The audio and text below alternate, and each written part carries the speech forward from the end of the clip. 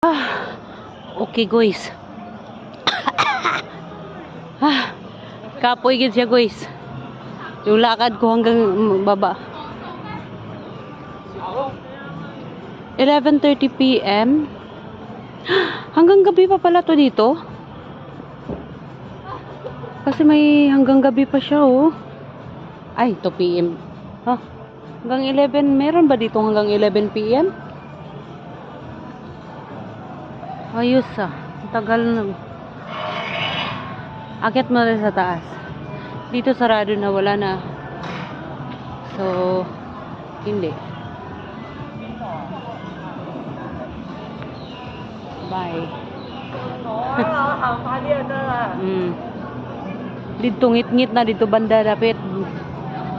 Wala na ipaakyat. Pinapababa na lahat ng tao. So, that means uuwi na tayo. Dito tayo sa Ocean Express Station.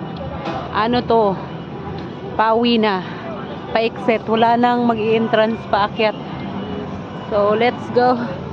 Tapos na ang araw. Ano pa naman? Alas 6, mag-alas 7 pa lang. Pero, okay. Ocean Express Summit Station. Pag pumunta ka dito, papunta dito sa may, maraming doon kayo sa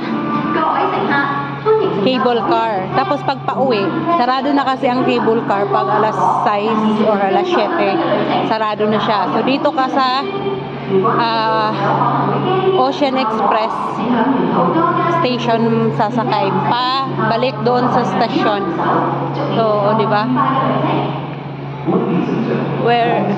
Okay.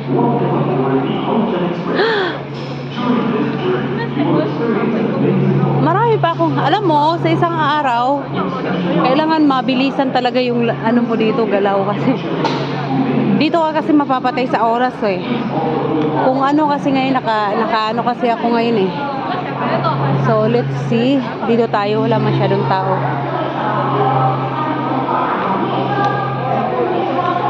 Okay.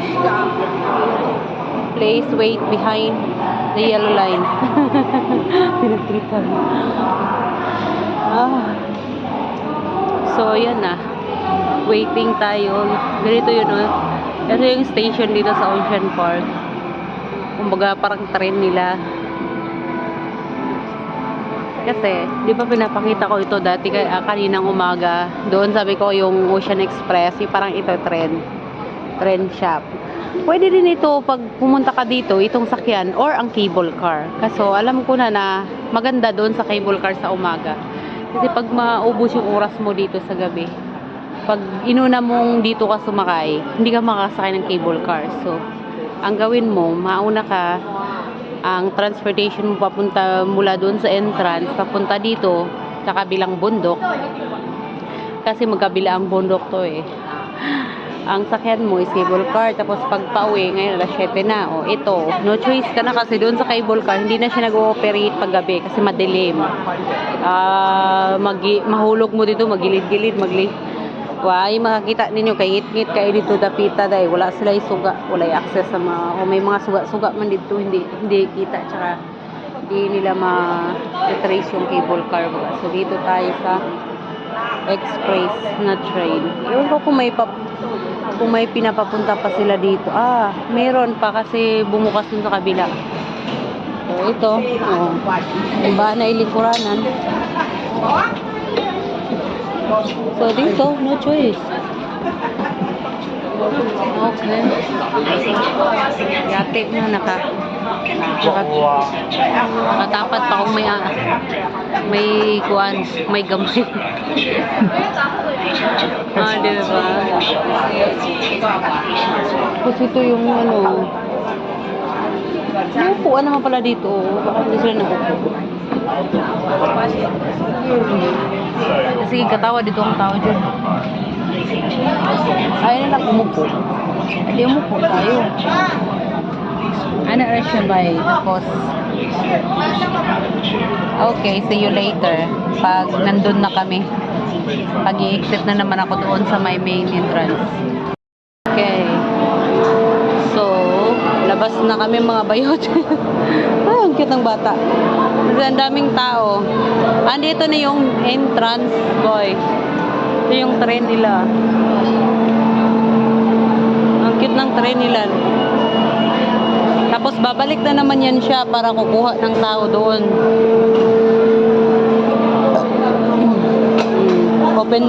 Open and close sesame. Babalik na naman siya yan. Let's see kung babalik siya. Balik nga siya. Wala naman masyadong tao. O yung cable car dyan. Dalawang way lang ang anuhan nito.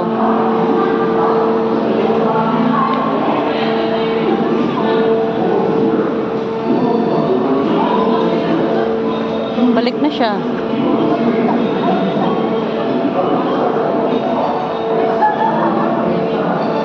Gila ay yung tagabantay.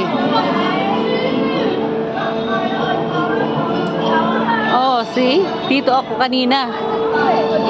Ito. Yun yung cable car. Ay, ano, okay din pala siya sa gabi, oh. Oh. Doon tayo banda sa ano. Honestly, hindi ko talaga siya nalibot lahat. Kasi walang oras na bayot. Sige, pwede pala ang cable car.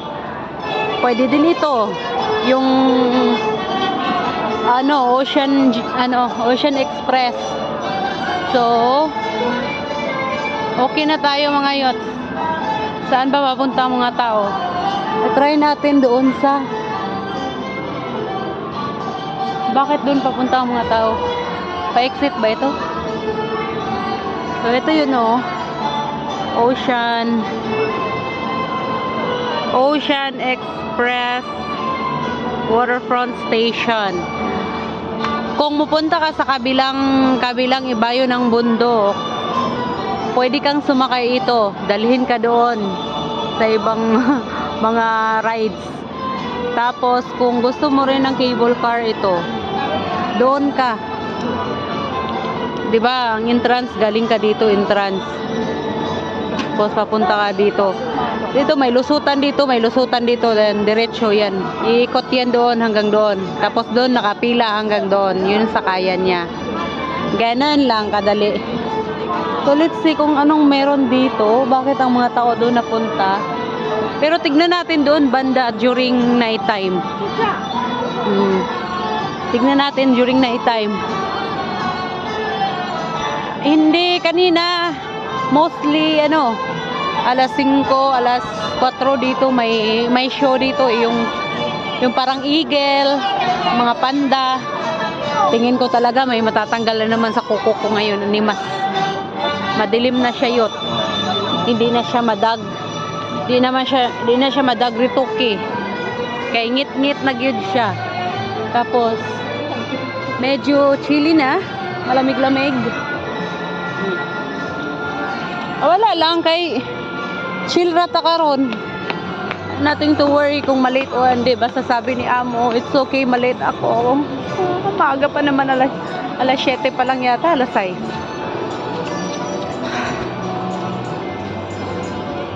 Ay, sa totoo lang nahihilo ako kanina talaga sa sa rides doon. Parang nasusuka. Uy, giyatod yung last talagang ipanglambuyok-lambuyok ra ka. Pero okay ra. Enjoy pa rin naman. Ito yun. Dito wala ng tao. Kasi yung iba is may mga rides na kino-close na nila. Hindi na nila pinapapasukan. I-try natin ulit yung carousel. Ewan ko kung ang carousel okay pa siya. Old Hong Kong. Welcome.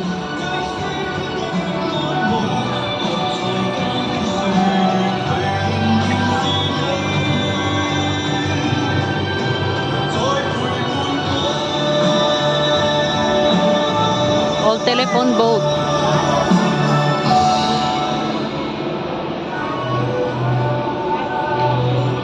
Ayan ang cable. Pwede din ako sumakay doon, kasi may papunta pa doon. Hanggang, ewan ko, hanggang gabi yata pa. Try ko kayang bumalik doon. Wala na ang carousel. Oh, meron pa doon, paakyat doon. So, ibig sabihin, pwede pa siya. So, itry ko kaya siya paggabi. Kung ano ang view paggabi. Wala lang, trip lang na ko karon. Ako matrap ko dire, wow. Dili man siguro ta matrap no kay it means okay lang.